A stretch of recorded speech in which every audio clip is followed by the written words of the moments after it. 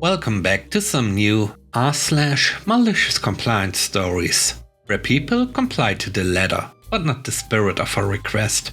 I hope you had a great day. The first story is called Overdressed for Work. I work in a high-end store, and we have a very specific dress code. No jeans unless it's black, no leggings, no skirts above the knee, no spaghetti straps, no low-cut shirts, etc. I wore a blank tank top with a brown knitted turtleneck, black jeans, black shoes, and black socks. My hair was in a nice bun as well. I wore this many times before and had no issues with it, until the other day. I got pulled to the back by the assistant manager, and she told me that I needed to dress better and look less homeless. The manager, being right beside her, said nothing. When I tried to ask what she meant, the manager told me to listen to her. That night I went online and found everything I needed. The next day I went all around the local mall and shopped until I couldn't shop anymore. I got a blue dress, $20, white gloves, $5, a fake pearl necklace and bracelet, $15, and I went to the drugstore to get bobby pins. I spent that night doing my hair until it was perfect. I ironed my dress, I cleaned and polished the pearls, and I practiced light makeup. Everything was perfect and ready. I woke up at 5:30 a.m. to be at work by 9. I did my hair, my makeup, my nails, and I got dressed. I took one final look in the mirror, and I was smiling like no tomorrow. I walked into work to see my manager and assistant manager angry at me while I'm smiling.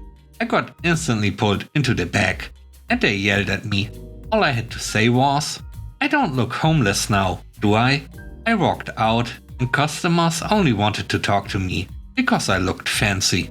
It was a good day. The next story is called No New Hire. A few years ago, I worked at a janky 2-bit company. The boss thought he was Billy Big Bollocks and God's gift simultaneously. He had such a big head, I'm surprised he could get through doorways. He used to drink beer at his desk for lunch and would often arrive at work late. He was also an insufferable muscle bro and walked around as if carrying rolls of carpet under each arm. A few months into my time there, the company starts winning large orders. So he asked me to set up a small-scale production line to increase capacity and tells me the new hire will be situated there. I design it, set it up, test it all works, and I'm feeling a sense of pride with what I've accomplished. It worked like a dream. I was confident it would work really well for the new hire. Because I'm an engineer by trade, everything was perfect, and only I knew how to fix the broken stuff. Nobody else asked how it worked before making some very detrimental decisions. A while later, there was an issue. He couldn't hire anyone willing to accept such a bad wage and boring work. So Billy Big Bollocks had a bright idea to demote me and make me governor of my creation. No way, not for 9k less. I immediately started job hunting, and I told him, if that's your final offer, regard tomorrow as my final day.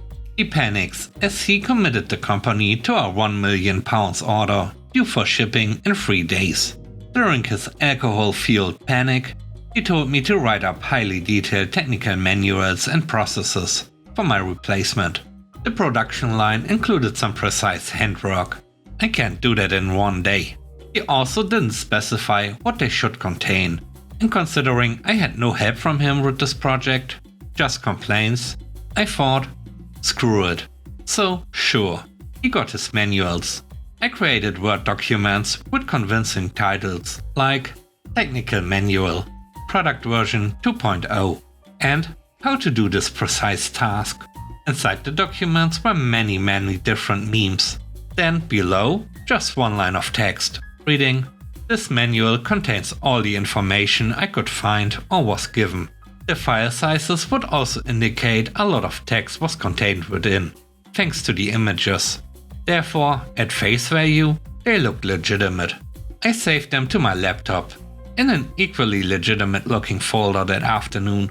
Early the next morning, I came to work to collect my belongings and do some handovers, and found the laptop had vanished. I said my goodbyes to my colleagues and looked over to see him looking incensed, with a beer in one hand. He was so angry he didn't look up from his desk. A friend told me later that the company missed the production deadline, despite him working 12-hour days to try to catch up. The third story is called I Got This. I love boating and everything about it. I love spending money on it. I love being in the water, towing people on tubes, and just chilling. One day I was coming into the dock to trailer my boat after a really successful fun-filled day, and as I am on the trailer about to get out and pull away, I noticed the guy on the ramp as well trying to trailer his boat. There's a winch with a line that you attach to an eyelet on the front of your boat to winch it up to your trailer to a rubber stopper to hold it down when you drive. So when you hit a bump, 5,000 pounds of boat does not go launching anywhere. Most eyelets are below the winch, so when you winch it up, it sits tight against the trailer. This guy kept backing his boat up and ramming the eyelet into the winch stopper over and over again. I yell over to the guy that his eyelet is hitting the winch, and that is why he can't get his boat on the trailer. He tells me to shut up. I got this, he says. I try again, and he tells me to pound sand. So after I start pulling away from the boat ramp, and I hear him throttle up, then a loud bang. I look over. The eyelet on the boat is gone, and the boat now has a hole in the bow where the eyelet was, and he is screaming up a storm. I just look over, smile, finish up securing my boat, and leave. Meanwhile, this guy is facing a huge bill and a premature end to his boating season. All he had to do was listen to some stranger. The last story is called Move Seats. I was born with a malformation of my inner ear. This causes me to have balancing issues.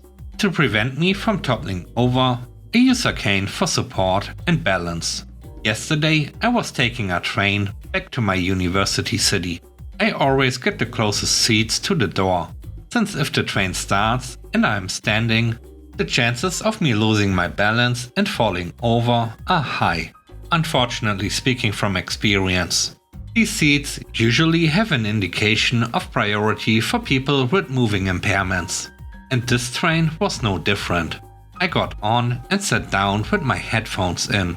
Not a minute goes by when I am startled by a tap on my shoulder. I pulled my headphones out and looked up to see an older looking man. The first thing he said was, "You need to move," whilst pointing to the priority seating sign. I was flustered and was only able to stutter. But what I do, before he went away mumbling about not having time for this. I thought that would be the end of it. I was wrong. A minute later, the man came back with a train attendant. He just pointed at me, going, "Tell her to give me the seat. I have priority," and some other ramblings I don't remember. The attendant wasn't mean or anything. She just said, "Ma'am, this is priority seating. Would you please give your seat to this gentleman?" I wasn't even trying to do our cue malicious compliance moment. I am just terrified of confrontation and would rather risk wobbling away to another seat, even though the train was already moving. I have one of those metallic folding canes, so I unfolded it and leaned on it to get up. Before I can leave, the attendant just starts waving me to sit back down. "Oh, no, it's okay, ma'am. Just stay in your seat." The old man didn't say anything. He just looked annoyed, like he didn't understand why he couldn't have my seat. The attendant led him away to find you another seat, while the guy grumbled something.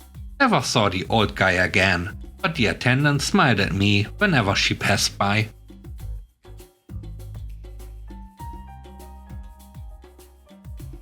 Thanks for watching the video. I hope you enjoyed it. If you did, please don't forget to leave a like, comment and subscribe. And if you have time, watch another one of my videos. And now, I hope you have a great day. See you soon. Bye bye.